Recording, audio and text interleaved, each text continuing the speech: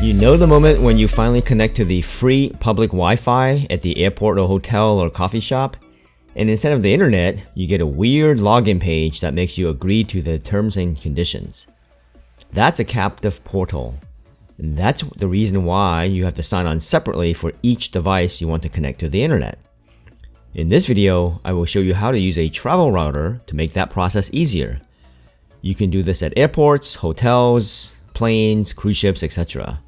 Once you clear the captive portal once, every device you own hops online through your own private Wi-Fi.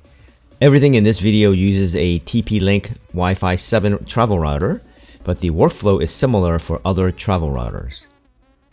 Before jumping into the walkthrough, here's the core idea. The travel router connects to the public Wi-Fi as a client, and then creates your own private Wi-Fi network just for your devices. The captive portal only ever sees the router and not each device behind it.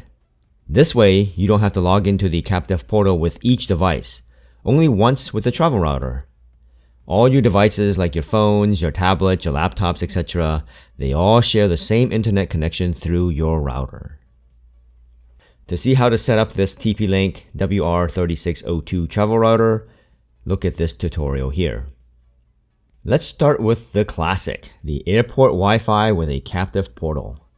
This can either be the free Wi-Fi provided by the airport or the Wi-Fi provided by a lounge. The first step is to power on the router.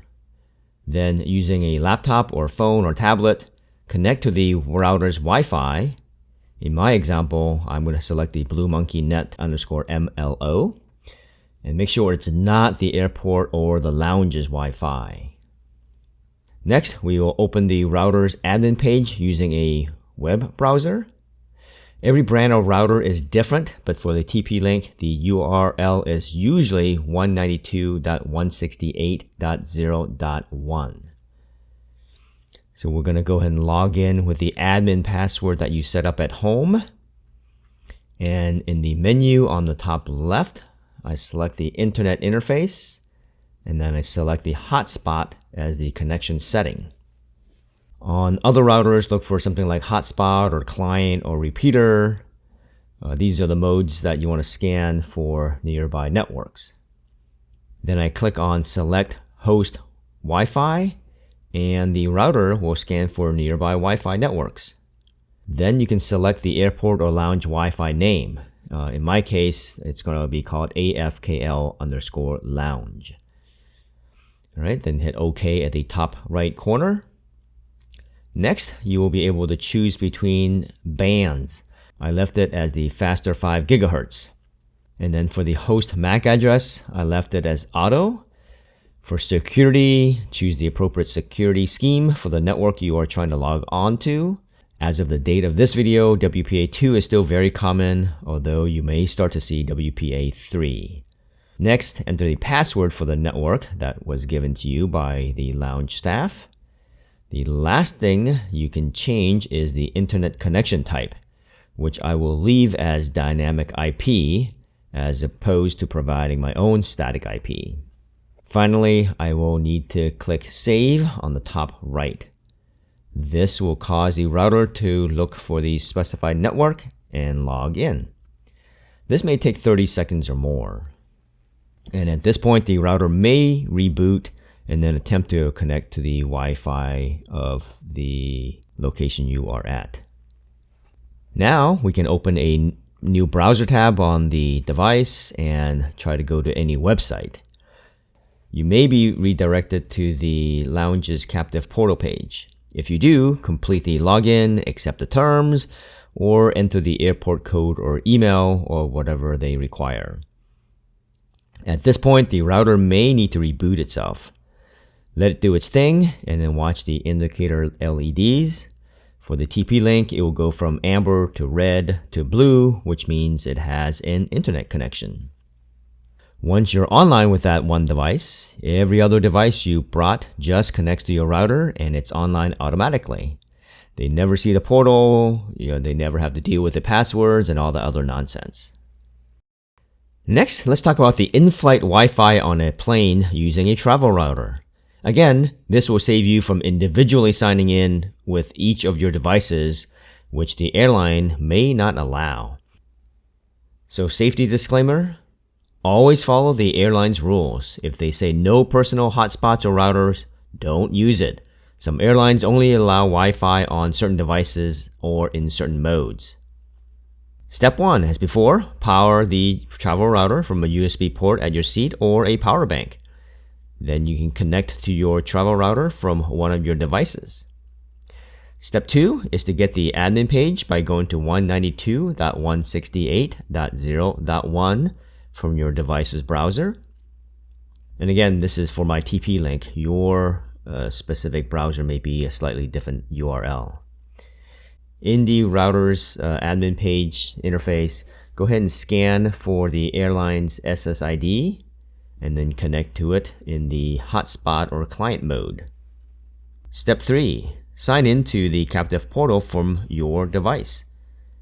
In this case, I am on an Air Canada flight and there is no sign-on credentials needed. So I have selected none for security, so it won't ask for a password. Once I hit save, the router will warn me that it is going to reboot. This time the reboot took a little bit over a minute. And then once it's done, it tells you that there is a captive portal and tells us about it. So in step 4, we're going to go ahead and open a browser from our device and go to the URL, captive.apple.com, and you will get the captive portal.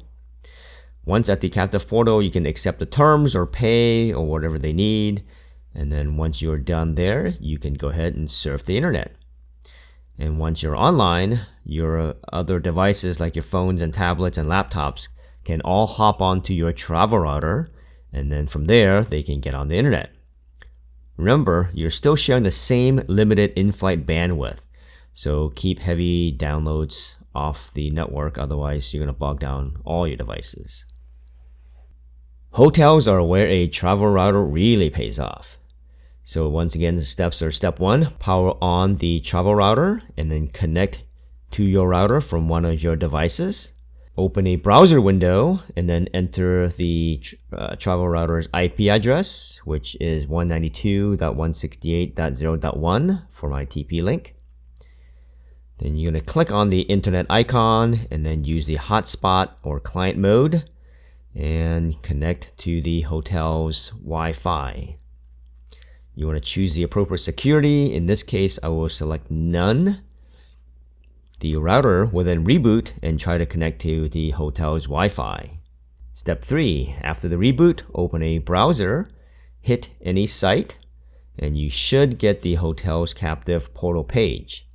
If not, try going to the URL of captive.apple.com or neverssl.com.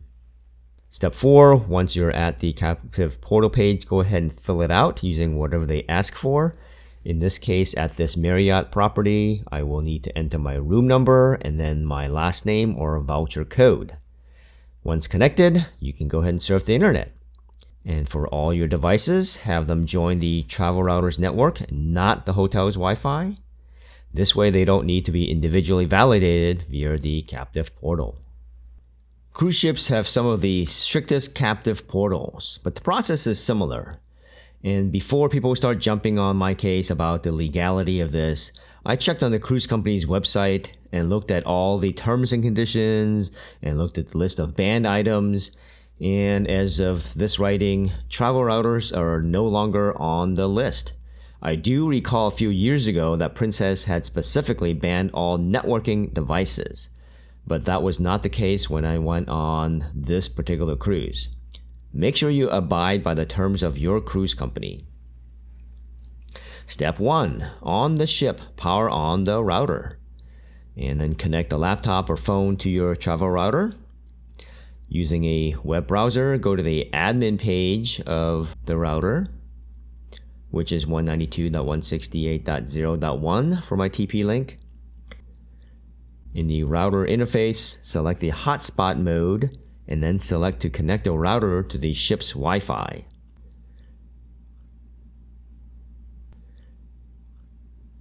The router will then reboot.